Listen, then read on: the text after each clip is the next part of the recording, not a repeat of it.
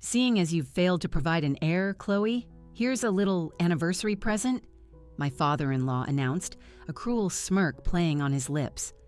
My fingers trembled as I lifted the lid of the gift box. Inside, staring up at me, were divorce papers. I instinctively glanced toward my husband for help, but he refused to meet my gaze. That's when my mother-in-law guided a 26-year-old woman forward, introducing her as his new wife. I signed the papers in a silent, numb haze.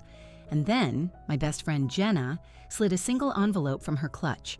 As my father-in-law read its contents, every last drop of color drained from his face. "We have the most wonderful surprise for you, Chloe," Eleanor had declared just as dessert was being brought to the table at our anniversary dinner. The timing was clearly strategic, a carefully orchestrated trap designed to catch me at my most vulnerable, surrounded by the very people I thought I could trust. My husband, Mark, pushed his chair back from the table and rose to his feet, instantly commanding the attention of every guest. All the crystal and fine china that I had spent hours meticulously arranging now felt like props on a stage for a play I never even knew I was a part of. But let me back up a little to explain how I found myself in that dining room, completely unaware that my entire world was about to be utterly destroyed. The morning of our third anniversary had begun with so much hope. I was awake long before the sun, my body humming with an excitement that made sleep impossible. 3 years. Mark and I had made it to our third anniversary, and that evening, we were going to celebrate with all our loved ones. I crept out of bed, careful not to wake him, and made my way to the kitchen in my bare feet. Before we delve any deeper into Chloe's story, I want to thank you for being here and sharing in these experiences that resonate with so many of us. If you believe that honesty and respect are the fundamental pillars of any marriage, please consider subscribing. Your support enables us to bring these vital stories to more people who need to hear them. Now let's see what Chloe uncovered next. The house always felt different in those quiet pre-dawn moments, filled with a peaceful sense of anticipation. The morning sun hadn't yet started to stream through the sheer curtains, but in the soft glow from the streetlight outside, I could see our wedding photos lined up on the mantel. There we were, captured in that flawless moment when we promised each other a lifetime together. Mark's face was alight with pure joy as he placed the ring on my finger, my own dress surrounding me like a cloud of pure optimism. I instinctively touched my wedding band as I started the coffee maker, a habit I'd developed whenever I needed a little reassurance. The gold had warmed to my skin over the last 3 years, molding itself to my finger until it felt like an extension of my own body, as natural as breathing. Mark appeared in the kitchen doorway just as I was setting his favorite breakfast on the table. Waffles with fresh strawberries and real maple syrup, a side of bacon cooked extra crispy just the way he liked it, fresh orange juice I'd squeezed myself the night before.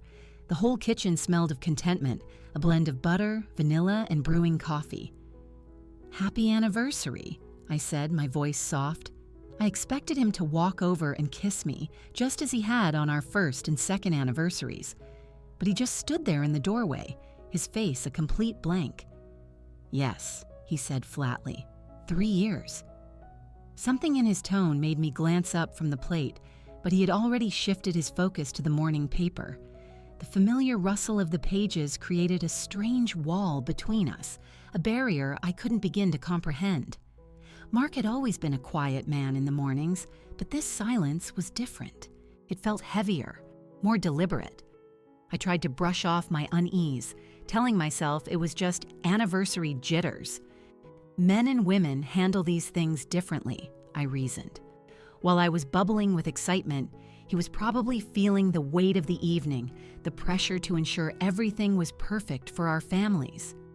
That afternoon, I was over at Robert and Eleanor's house, working to transform their formal dining room into the ideal setting for our celebration. Eleanor oversaw my work with her usual mix of thinly veiled criticism, disguised as helpful advice, but there was a strange energy about her today. She was practically buzzing with a nervous excitement as we set out the flowers and polished the silverware. "You seem especially cheerful today," I noted, as I carefully arranged a bouquet of lilies in a crystal vase, the very one they had given us as a wedding gift. "Oh, Chloe," Eleanor responded, her smile wider and more unsettling than I'd ever seen it. "Tonight is going to be such a monumental evening, a relief in many ways. We've been looking forward to this for a very long time." Robert nodded in agreement from his leather armchair, where he watched our preparations with the smug satisfaction of a general overseeing his troops before a decisive battle. 3 years is more than enough time for a proper evaluation, he stated, his voice filled with that booming, authoritative tone he always used when making family pronouncements. "Tonight, we celebrate the making of necessary decisions." Their words felt so warm and welcoming, as if they were finally, truly embracing me as part of their family. I had fought so hard for that acceptance, sitting through countless family dinners where subtle digs were delivered with surgical precision. Every holiday gathering where I smiled through pointed questions about when we'd have grandchildren. Every social event where I felt like I was constantly on trial for a position I thought I had already secured through marriage. The dining room was transformed under our efforts, becoming a stunning showcase for the celebration I believed we were building. Fresh flowers scented the air with lilies and jasmine. The crystal goblets caught the afternoon sunlight, scattering tiny rainbows across the crisp, white tablecloth. The good china, with each piece costing more than most people's weekly grocery budget, shone under the grand chandelier that I had spent an hour polishing to a perfect gleam. As our guests started to arrive that evening, I felt that familiar sense of pride that comes with hosting a successful event. Our friends and extended family filled the house with laughter and conversation, their voices mingling with the soft classical music I'd chosen for the background. Everything was going exactly as I had planned, and yet, as the evening wore on, I started to pick up on subtle undercurrents I couldn't quite place. My Aunt Carol, my mother's sister, pulled me aside with a worried look on her face. "You seem excited," she said, her choice of words striking me as odd. "Of course I'm excited," I replied, though her question suddenly made me feel a little self-conscious. "Anniversary nerves, I guess." She studied my face with the piercing gaze she'd honed over her many years as a high school principal. "If you ever need anything, Chloe, and I mean anything at all, you know you can call me."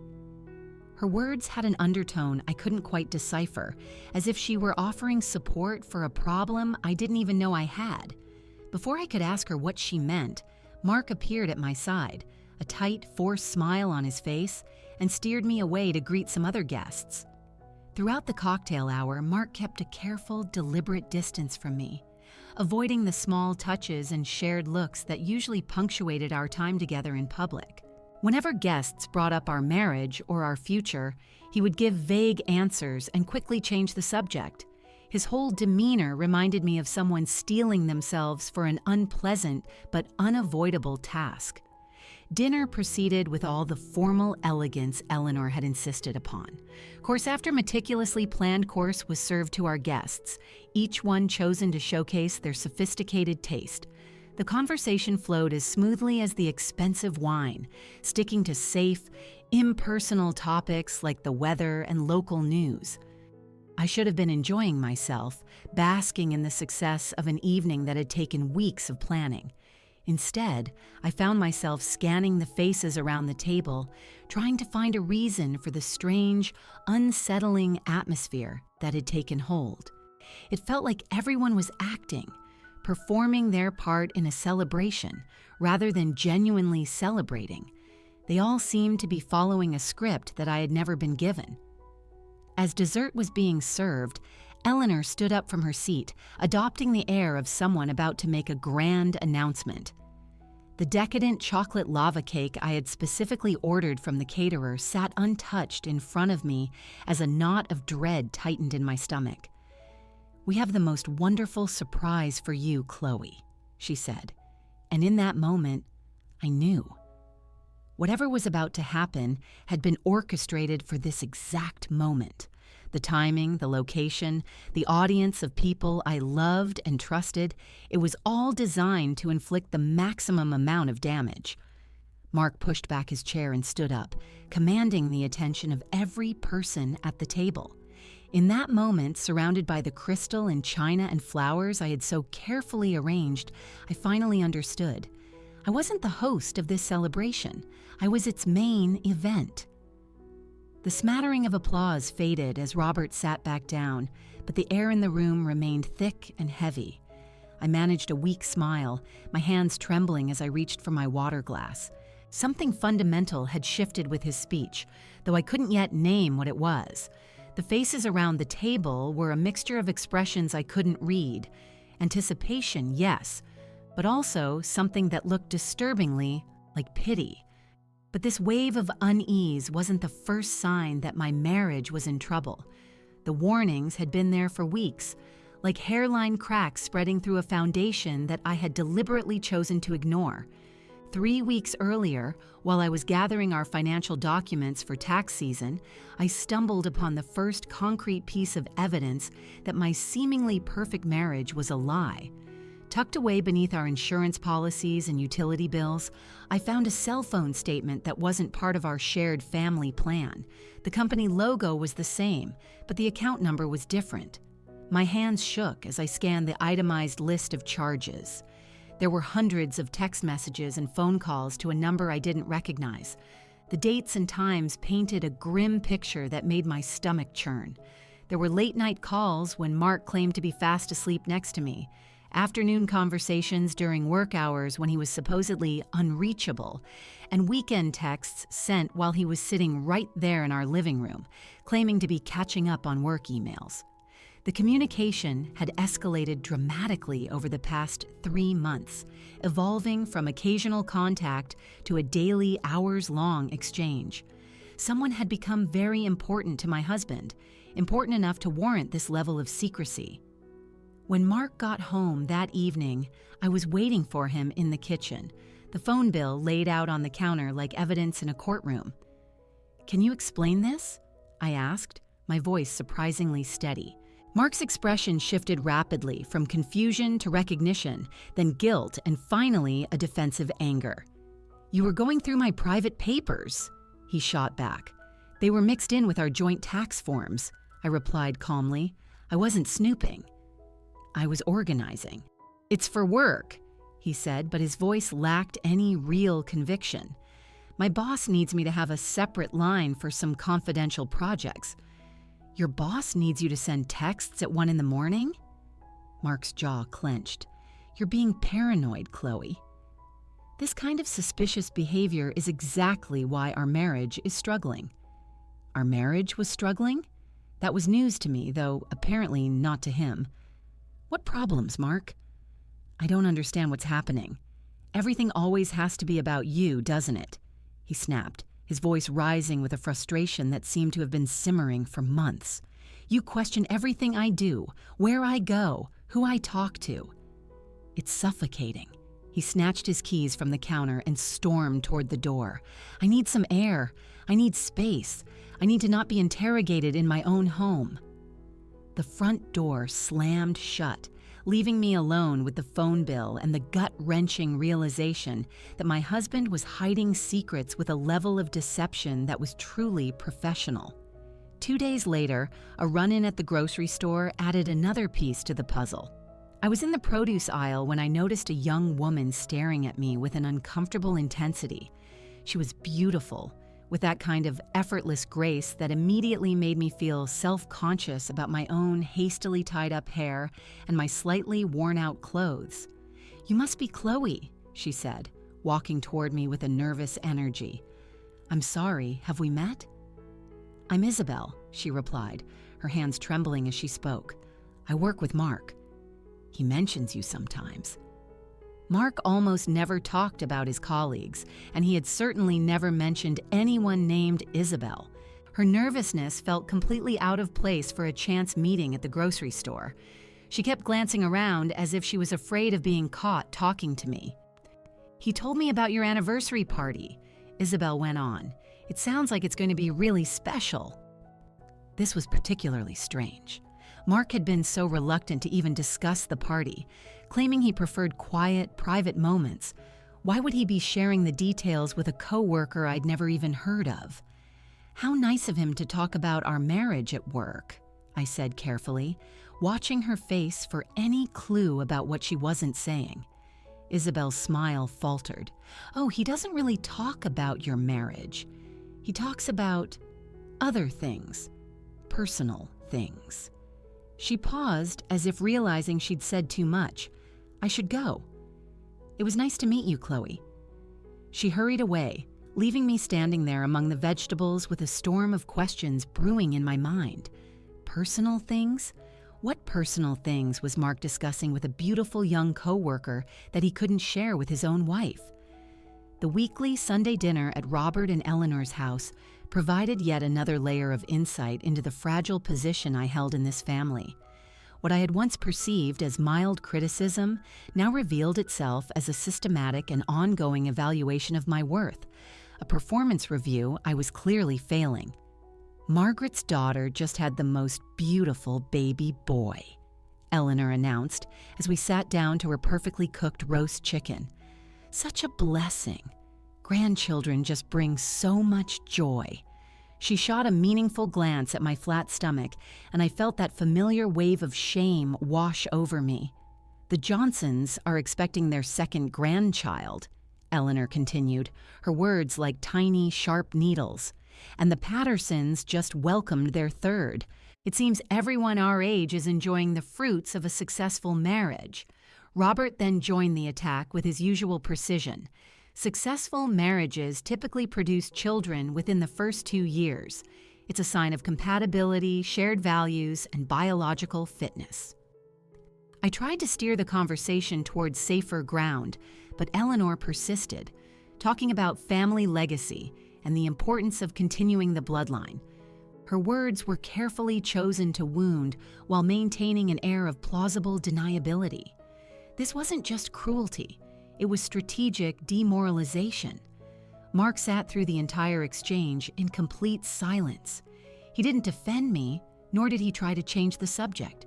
His passive participation in my public humiliation was, in some ways, even more devastating than his parents' active cruelty. I excused myself to the bathroom, where I leaned against the cool door and cried silently as their voices carried on in the dining room. Through the thin wall, I could hear them discussing my inadequacies as if I were a faulty appliance they were thinking of replacing. 3 years should have been more than enough time, Robert was saying. "Perhaps the problem is more fundamental than we first thought," Eleanor replied. Mark's voice was too low for me to make out the words, but his tone suggested agreement, not protest. When I returned to the table, the conversation had shifted, but the damage was done. I understood then that my place in this family was conditional, probationary, and subject to metrics I was failing to meet. The phone call from my mother came that Thursday evening while I was stirring a pot of soup that would go uneaten because Mark was working late again. Her voice was laced with the kind of worry that only a mother can perfectly calibrate to cut through her child's defenses. "Chloe, honey, you sounded so drained the last time we spoke. Are you getting enough sleep? Are you eating properly?" "I'm fine, Mom. Just busy with the anniversary party planning." Mark missed Easter dinner with us, and Christmas felt strained. "Is everything okay between you two?" The question hung in the air between us, impossible to ignore. How could I even begin to explain that my husband was becoming a stranger, that his family treated me like a defective product, that I was uncovering a web of deceit I couldn't yet fully comprehend? "We're fine," I lied. "Just the usual ups and downs of married life. Chloe." My mother's voice was firm, carrying the authority of someone who had raised 3 kids and weathered 35 years of marriage. "You know you can tell me anything. If you need help, if you need to come home for a bit, if you need anything at all." Her offer of a safe haven was both a comfort and a terror. It meant she could see what I was trying so desperately to hide, that my perfect marriage was a sham, and I was too proud or too scared to admit it. "I'll visit soon," I promised, knowing I was just dodging her questions. "I love you, sweetheart, and remember that you deserve to be happy." After we hung up, I stood alone in my quiet kitchen, holding the phone and wondering when happiness had become something I had to be reminded I deserved. I wasn't used to being the center of attention, but just before Robert began his speech, my thoughts drifted back to the doctor's appointment I'd had just 48 hours before. The memory felt both recent and distant, like looking at photos from someone else's life, while also reliving every painful detail. Jenna had insisted on driving me to Dr. Evans's office. Her unwavering optimism about finally getting some answers was both a comfort and a little overwhelming. The fertility clinic was on the 3rd floor of a modern medical building, its sterile hallways lined with posters of smiling mothers holding plump babies. The irony was not lost on me as I sat there, surrounded by images of successful pregnancies while documenting 3 years of failure.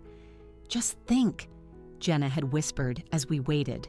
"By Thursday, we might finally have the answer you've been hoping for."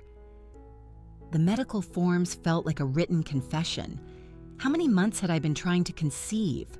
36? Had I ever been pregnant before? Number. Was I currently experiencing marital stress that could affect conception? I stared at that question for a long time before reluctantly checking the box that said, "Sometimes." Dr. Evans was a kind woman in her 50s who had delivered half the babies in our town. Her office was painted in calming shades of blue and green, but nothing could soften the clinical reality of our investigation into my body's refusal to cooperate with the most fundamental expectation of marriage. "Tell me about your stress levels, Chloe," Dr. Evans had asked, her tone gentle but direct. "Normal, I guess. The usual pressures. Are you happy in your marriage?" The question hung in the air like an accusation. Jenna squeezed my hand, and I realized my hesitation had already answered the question for me. "Yes," I finally said, but even to my own ears, my voice sounded uncertain. The blood draw felt like my last hope being siphoned away through a needle. Each vial represented another chance for my body to prove its worth. Jenna held my other hand, her fingers warm and steady while mine trembled.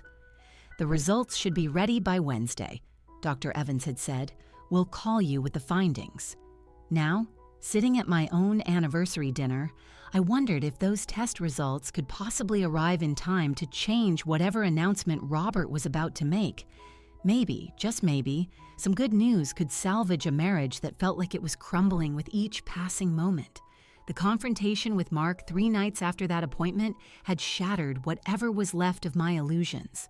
I found him in our bedroom getting ready for bed, and I approached him, armed with brochures about fertility treatments and a desperate hope that science could fix what was broken between us. "Mark, I was thinking about what Dr. Evans said. There are options we haven't tried yet, treatments that could help us." His response was swift and devastatingly cold. "Maybe we're not meant to have children together, Chloe. Maybe this is our bodies telling us something we should have listened to a long time ago." His words felt like physical blows. "What are you saying?" "I'm saying maybe this marriage was a mistake. Maybe we've been trying to force something that was never going to work." I stared at the man who wore my husband's face, but spoke with the voice of a stranger who had already checked out of our relationship. "Is there someone else, Mark?" His silence was a confession. When he finally spoke, his voice was flat and final. "I think I'm going to sleep in the guest room tonight. We both need some space to think." That night was the beginning of the end. We became strangers living under the same roof, keeping up appearances while knowing that something fundamental had been broken beyond repair. The discovery of Robert and Eleanor's true feelings came during the family dinner the following Sunday. I had offered to help Eleanor with dessert, a gesture that once felt like a daughterly duty, but now felt like a desperate performance. The pantry was just off the dining room, separated by a thin wall that did little to muffle their conversation. I was reaching for the cake plates when I heard my name. Chloe has proven herself completely incapable of fulfilling the most basic duty of a wife, Eleanor was saying to Robert. 3 years, and not even a miscarriage to show for it. At her age, if it was going to happen, it would have happened by now. The girl is defective, Robert replied with the casual cruelty of someone discussing a faulty product. Mark deserves better, a wife who can actually give him children instead of just making excuses. My hands froze on the plates as they continued their vicious assessment. They discussed my appearance, my personality, my worth as a person, with the detached analysis of judges delivering a verdict. We need to find Mark a more suitable wife, Eleanor concluded.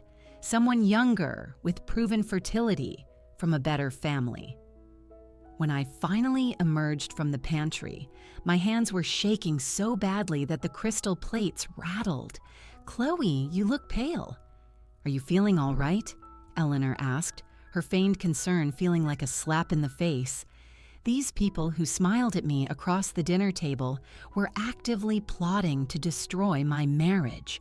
The family I had tried so hard to please had already deemed me unworthy. Despite all this, I threw myself into planning the anniversary party with a manic energy.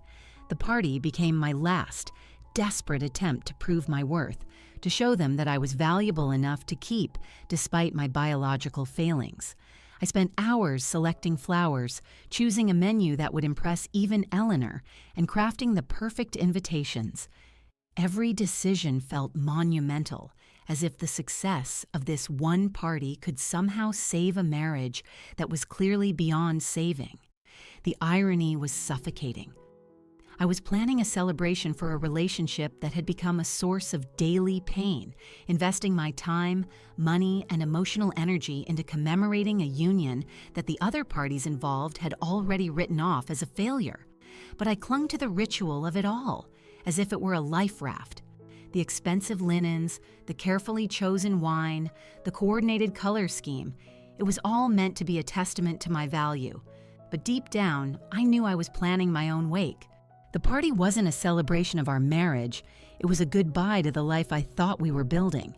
Now, as Robert prepared to deliver his announcement, I realized that all my careful planning had led to this. Not a celebration, but a meticulously orchestrated ending that I had unknowingly helped to stage. The dessert sat untouched in front of me as the weight of everything pressed down. Robert clearing his throat seemed to echo in the silence, and in that stretched-out moment, I realized this whole day had felt like a performance where everyone but me had the script. The morning had started with Robert showing up at our house way too early, his arms full of flowers and wine I hadn't asked for. His greeting was overly dramatic, his hug lasting just a bit too long as his eyes locked on mine with an intensity that made my skin crawl. "Chloe, my dear daughter-in-law," he had said, the endearment feeling completely fake. "Tonight will be such a special evening, a truly memorable evening. I hope you're prepared for just how special it will be." The way he kept repeating the word special felt more like a threat than a promise. Eleanor had been just as strange, buzzing with an anxious energy as she flitted around our kitchen, rearranging things that were already organized and offering suggestions that were actually commands.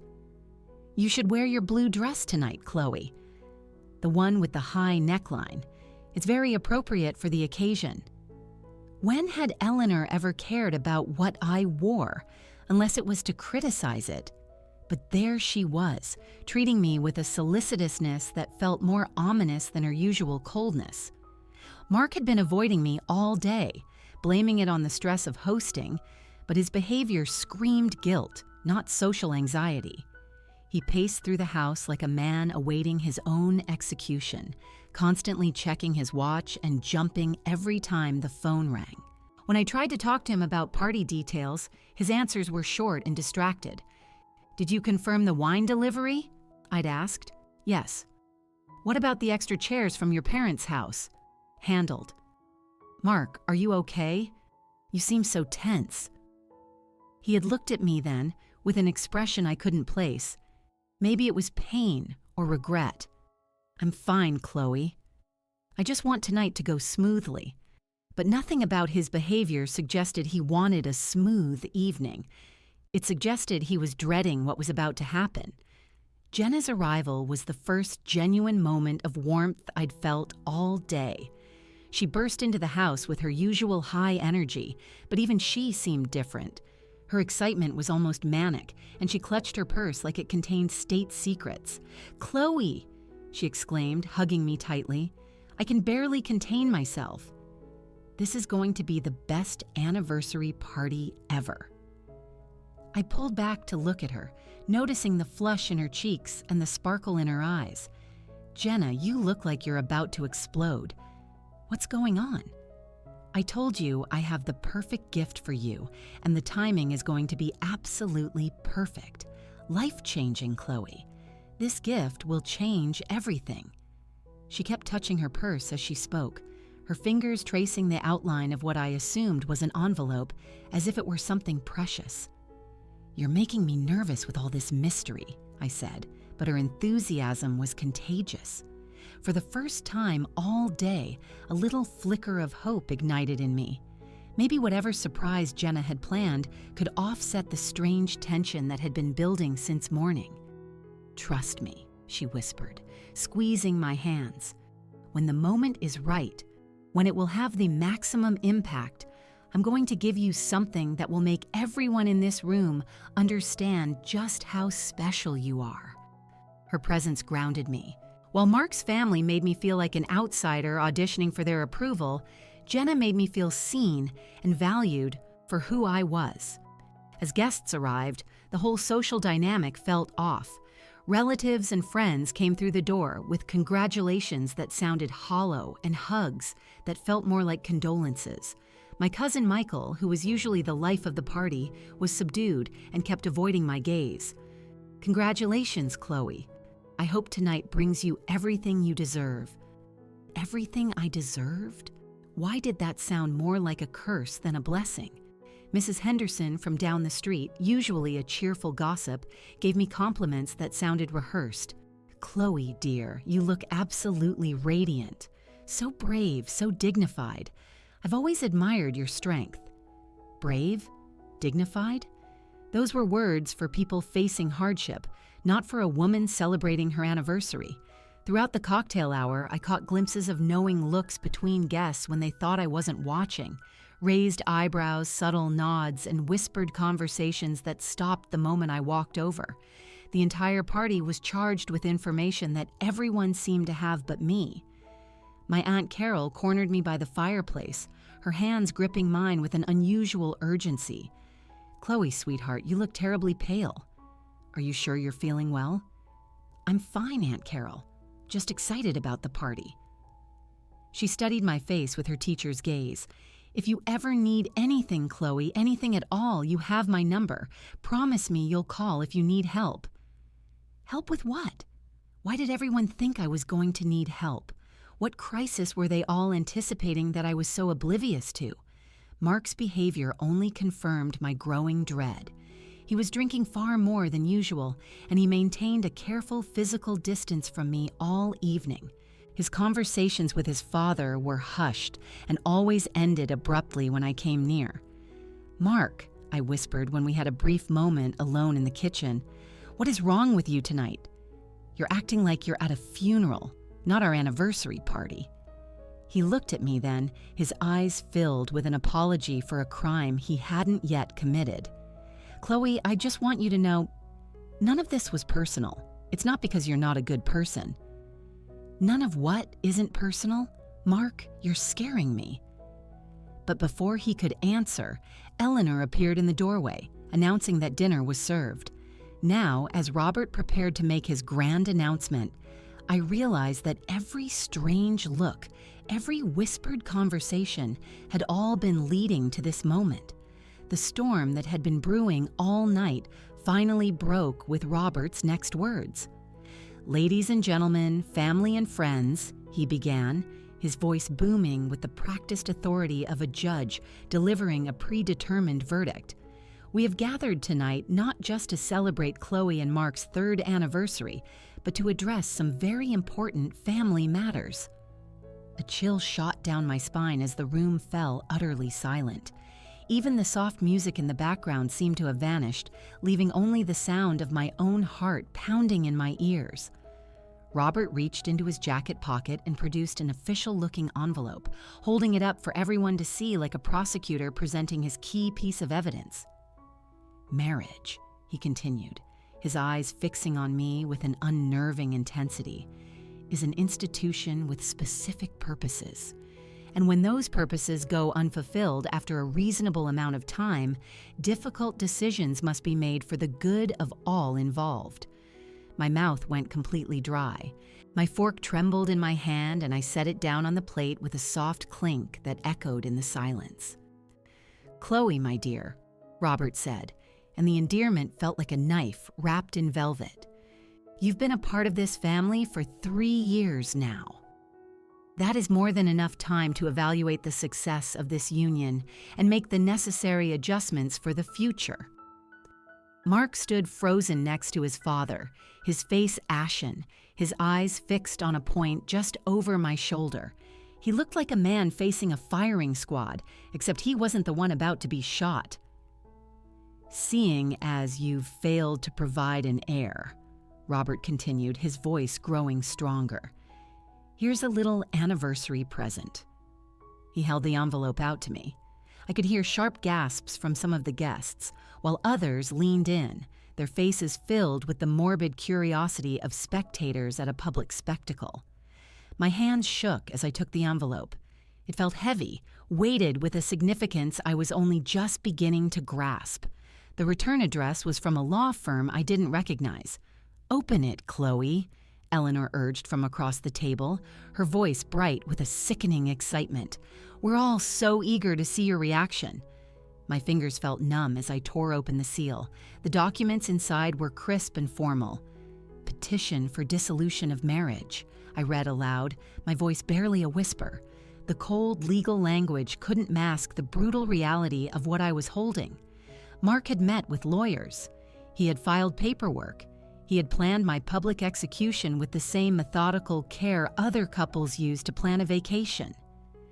The room started to spin as I read the grounds for divorce, irreconcilable differences stemming from the respondent's failure to conceive children within a reasonable time frame. "Mark?"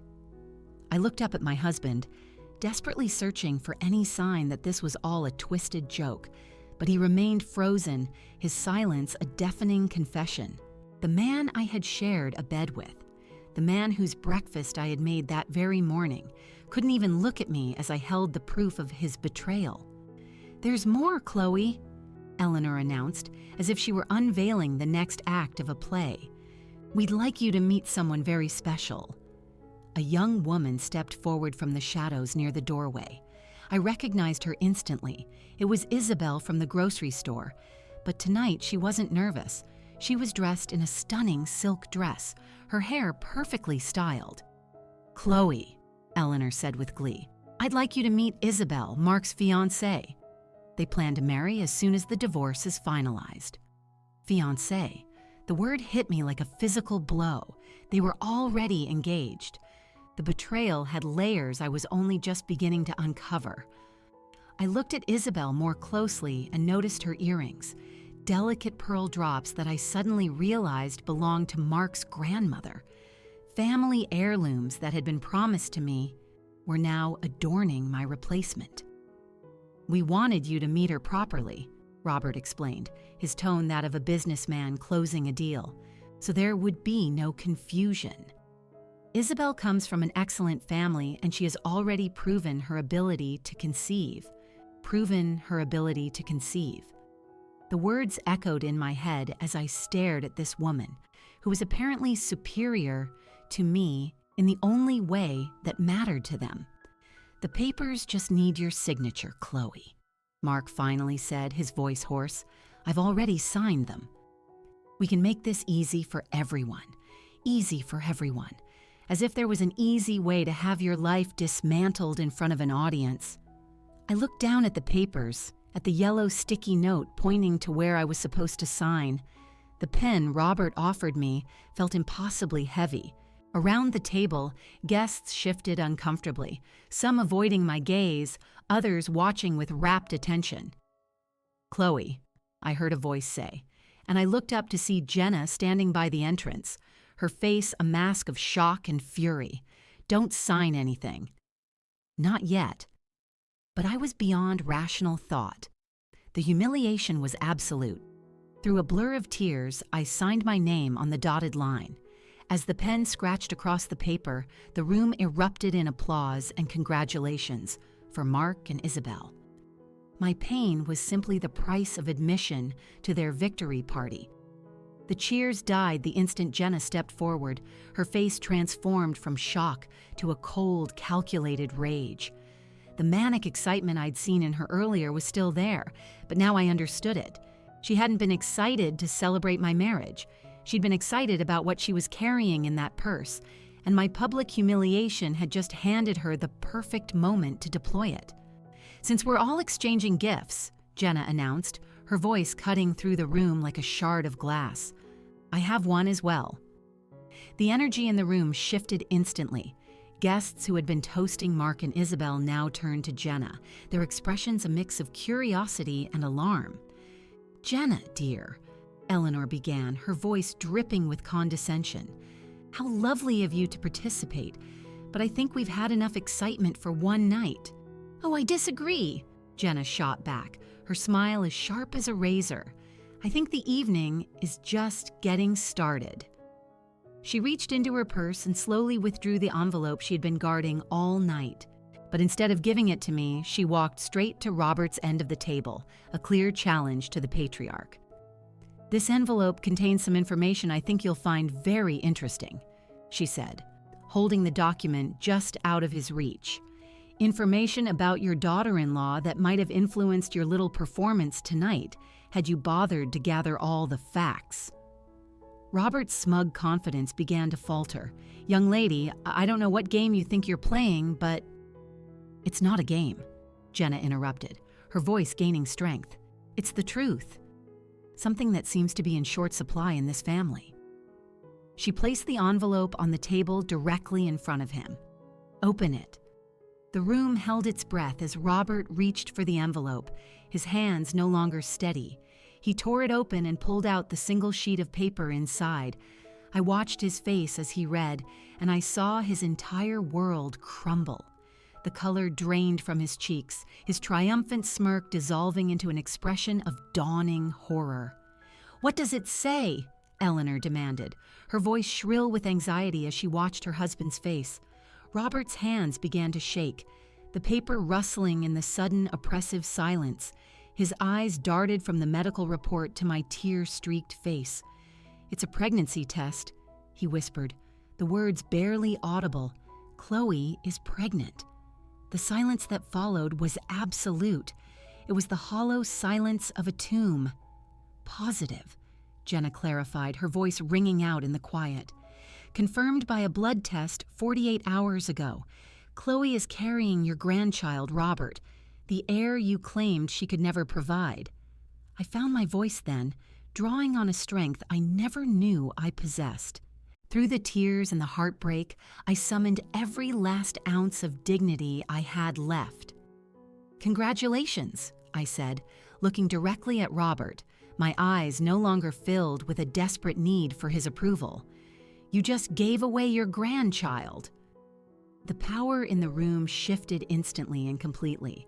Robert, who had orchestrated the evening with such arrogant confidence, now looked like a man facing his own demise. The signed divorce papers that had been his trophy moments before were now the evidence of his catastrophic miscalculation. "Chloe," he stammered, his voice breaking. We didn't know.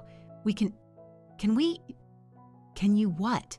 I asked, my voice growing stronger. Undo the papers I just signed in front of 45 people. Pretend this night never happened. Take back the humiliation you staged for your own amusement. Mark finally found his voice, stepping forward with his hands outstretched. Chloe, please. We can work this out. The papers don't have to be filed. We can tear them up. Work what out, Mark? I asked, the bitter irony almost making me laugh. Our marriage that you've already legally dissolved? Or your relationship with Isabel, who is standing right there wearing your grandmother's earrings? Isabel, who had been basking in her victory, now looked like she wanted the floor to swallow her whole. This is all just a terrible misunderstanding, Eleanor interjected, her voice rising in desperation. A simple timing issue. We can make this right. Make what right? Jenna snapped, her fury now fully unleashed. Can you erase the public humiliation? Can you magically turn this back into the celebration Chloe thought it was? Robert was now openly pleading. Chloe, please. You have to understand. We thought we were doing what was best. You thought wrong, I said simply. You thought you could dispose of me like I was defective merchandise. You thought you could destroy my life without any consequences. The reality of the signed papers was sinking in. Even if I wanted to forgive them, the divorce was already in motion. The papers are signed, I continued, my voice steady. The marriage is over. And your grandchild will grow up never knowing the family that threw him away before he was even born. The celebration had officially become awake. The silence was broken only by the sound of Jenna's arm linking with mine. Come on, she whispered firmly. We're leaving. Chloe, please, Mark called out as I pushed back my chair. We can fix this. I turned to look at him one last time, this man who had shared my dreams and my life. His face was a mask of panic. Fix what, Mark? I asked, my voice clear despite the tears still streaming down my face. Fix the legal documents? Fix the humiliation? Fix the fact that you replaced me before you even divorced me? He had no answer. None of them did. Robert stumbled to his feet. Chloe, you can't do this. You can't take our grandchild from us. I paused at the doorway and turned back to face them all. I'm not taking your grandchild away from you, I said, my voice ringing with clarity. You gave him away the moment you handed me those papers. The pleading voices followed us out, but they grew fainter with each step. The cool night air felt like a blessing after the suffocating cruelty inside that house. I took a deep breath, filling my lungs with air that wasn't heavy with judgment and betrayal. Don't look back, Jenna whispered as she led me to her car. Don't give them the satisfaction. I kept my eyes fixed forward on the life that was waiting for me. Behind us, the front door opened, and Mark's voice called out my name one last time. But I was already getting into Jenna's car, closing the door on that chapter of my life with a firm, final click. As Jenna drove away, I finally let myself fall apart. The sobs came in waves, a release of 3 years of trying to earn an approval that was never going to come. Let it out, Jenna said softly, squeezing my hand. You've been holding this in for so long. She was right. The relief of finally letting go of all that pain was almost as overwhelming as the pain itself. I can't believe they did that to you, she said, her voice shaking with rage. It was cruel beyond words. Through my tears, I managed to say, You saved me, Jenna. If you hadn't been there with those results, you would have found your own way, she said firmly. You're stronger than they ever gave you credit for. As we drove, something unexpected began to stir alongside my grief. Relief. The marriage that had been slowly suffocating me was over. The constant pressure was gone. The pretense was finished. Where do you want to go? Jenna asked. Home, I said without a moment's hesitation. The house I had shared with Mark looked different now. It was no longer our home. It was my house, the place where I would build whatever came next. Jenna helped me inside, and I immediately called my mother. Her voice was an instant comfort. "Chloe, sweetheart, what's wrong?" I told her everything. "Oh, my dear child," she whispered when I was done, her voice thick with emotion. "I knew something was wrong. But I never imagined this. I'm coming to stay with you." For the first time in months, I felt genuinely excited about the future. The months that followed were a time of healing. Freed from the constant stress of my marriage, my pregnancy was remarkably healthy. Dr. Evans even commented on how much more relaxed I looked. "Whatever you've changed in your life," she said, "it's working." Jenna threw me a baby shower filled with genuine friends, and my mother painted the nursery in soft shades of yellow and green. My lawyer made it clear to Mark and his family that the divorce would proceed and that he had no legal right to be involved in my pregnancy.